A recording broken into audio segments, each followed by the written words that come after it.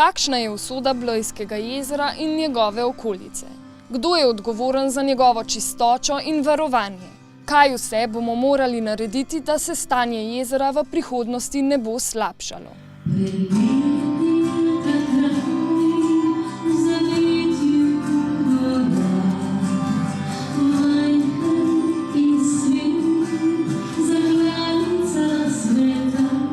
Društvo za varovanje narave in kulturne dediščine Bleda z okolico je 9. maja organiziralo predavanje Blejsko jezero danes ali nikoli več z namenom, da informira in ozavesti javnost o stanju jezera in aktivira vse deležnike, ki imajo na stanje jezera vpliv.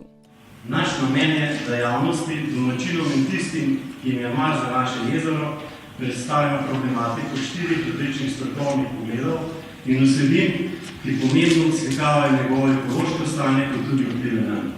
Ni nujno, da so ti pogledi med seboj poenoteni, nasprotno celo menimo, da je potrebno za najbolj učinkovite ukrepe zdravljenja in zaščite angažirati interdisciplinarne skupine, ki na to usklajeno in z matematičnim modeliranjem ekoloških procesov in inženirskim znanjem rešujejo sistemske probleme. Staranje jezera je sicer naraven proces, ki pa ga človek s pravilnim ravnanjem lahko upočasni, z napačnim in nestrokovnim ravnanjem pa bistveno pospeši. Leta 1978, ko se je delala prva generalna študija komunalne infrastrukture, se je izdelovalcem tega projekta, pa te študije, zapisali. Uradniki, uradni organi na ravni države so odločili, kako bomo mi reševali problem. Kar pomeni, da je bila, strokovnjaki so dali rešitve, ampak rešitve so zbrali uradniki. Upravni delavec ima zmeraj prav, pa naj bo njegova odločitev taka ali pa drugačna. Kar pomeni, ni pomembno, kaj mu jaz prinesem, kakšen pok načrtov, kako dokažem tiste stvari, ki sem jih naredil. Uradnik odloča, ali imam prav ali nimam. Danes smo se pa sestali, ker zadnjih 10 let dejansko opažamo precej poslabšanje oziroma neko stagnacijo in vedno večje obremenitve. Te izmenjave strokovnih informacij ni. In če smo izprejeli tudi denarjem za poglobljene raziskave. Vse to, kar delamo tukaj z malo vred, vse je bilo to, bom rekel, nekako narejeno amatersko. Z izjemo limnološke postaje, kjer so pa tudi problemi, ko ste videli. Veste, v takih negotovih razmerah računati na to, da bo 4-kratno merjenje, bom rekel, parametrov dalo zadovoljive rezultate, če pa vemo, da se v toku leta spreminjajo razmere z dneva v dan, je seveda absolutno postavlja tiste, ki potem želimo te podatke interpretirati, v zelo težak položaj. Kljub temu, da je jezero z otokom pomemben del naravne in kulturne dediščine, z njim ne ravnamo temu primerno.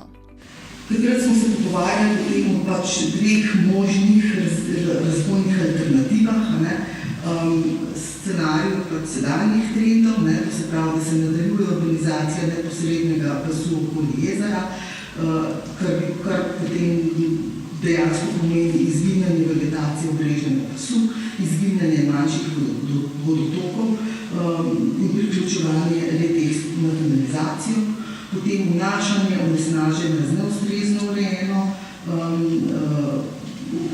kanalizacijo, potem več prometa in vnašanje produkantov v jezero z meteorno vodo, potem so kopališča neposredno na obalnem pasu, ki uničujejo vegetacijski pas in pa jasno kopalci vnašajo vodo produktante s kremami za sončenje.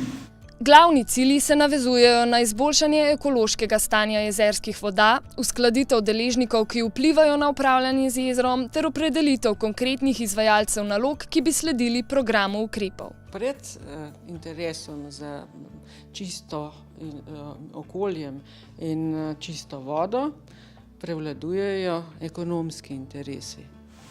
Mene zelo moti, da se problematika, ekološka, ekosistemska problematika Blejskega jezera obravnava zgolj kot okoljski problem. tega. Problematika Blejskega jezera je po mojem mnenju v prvi vrsti, pa boste presenečeni, kar bom rekel zdaj, ekonomski problem. V prvi vrsti ekonomski problem. Kaj to pomeni? Da bi se tiste dejavnosti, ki so eksistenčno odvisne od Blejskega jezera, in to je predvsem turizem, zavedale svoje odgovornosti. Ne bom se držal tega, kar je napisano, ker mislim, da je to bolj zanimivo na ta način. Da se zavedajo svoje odgovornosti in da je njihova eksistenca maksimalno odvisna od kakovosti Blejskega jezera. Nič novega ne razlagam tukaj. Nič novega. Ampak moram reči, da sem bil ne samo presenečen, ampak zaskrbljen na dejstvo, da sem v strategiji razvoja, dolgoročni strategiji razvoja blejskega turizma, Blejsko jezero s mikroskopsko, bom rekel, povečevanjem le našel v enih 2 ali 3 stavkih. Absolutno se bi pa morala strategija začeti z tem, kakšna je kvaliteta Blejskega jezera in kako bo dejavnost, ki je eksistenčno odvisna, poskrbela za to, da bo ta kvaliteta boljša. Ali po domače povedano, da se bo blejski turizem zavedal odgovornosti in tudi finančno prispeval k reševanju problematike, ekološke problematike Blejskega jezera.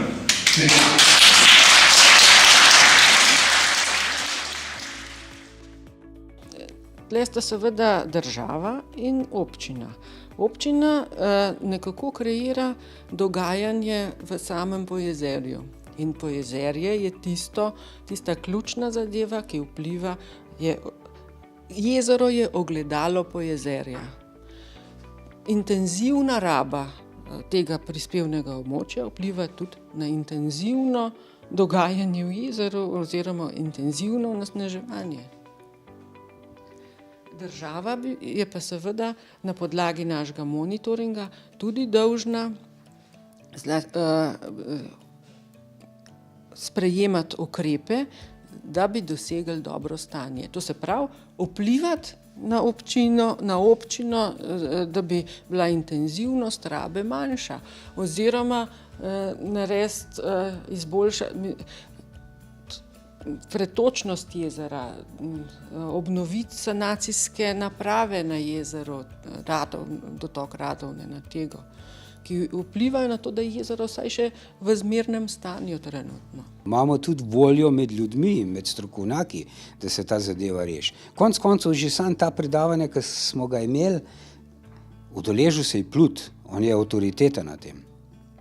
Vahtarjeva je svoje ideje predstavila, Špela je svoje videnje predstavila, udeležil se ga je dr. Pretnar, mikrobiolog. Pomeni, da interes je, pobude so. Mi te pobude ne znamo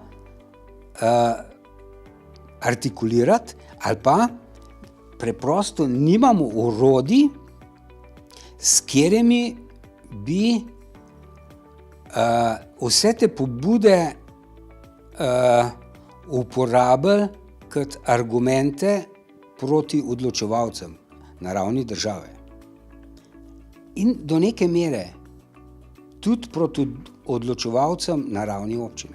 Mislim, da gre tukaj za sistemsko napako, ki uradnika, ki ne reagira na pobude, nobeden ne vpraša po odgovornosti. Pomembno je, da se začnemo zavedati, kolikšno nosilnost prostora Bled in jezero pravzaprav sploh preneseta. Prav to je tisto, kar bi morali upoštevati za dobro okolja in lokalne skupnosti. Naš problem je, da nimamo človeka ali pa nimamo skupine ljudi, ki bi te interese znal povezati, artikulirati jih. Ne nazadnje naj bi bili dobro stanje okolja in kvaliteta bivanja ključni prioriteti vsakega kraja. Le tako lahko Bled resnično poosebi podobo raja.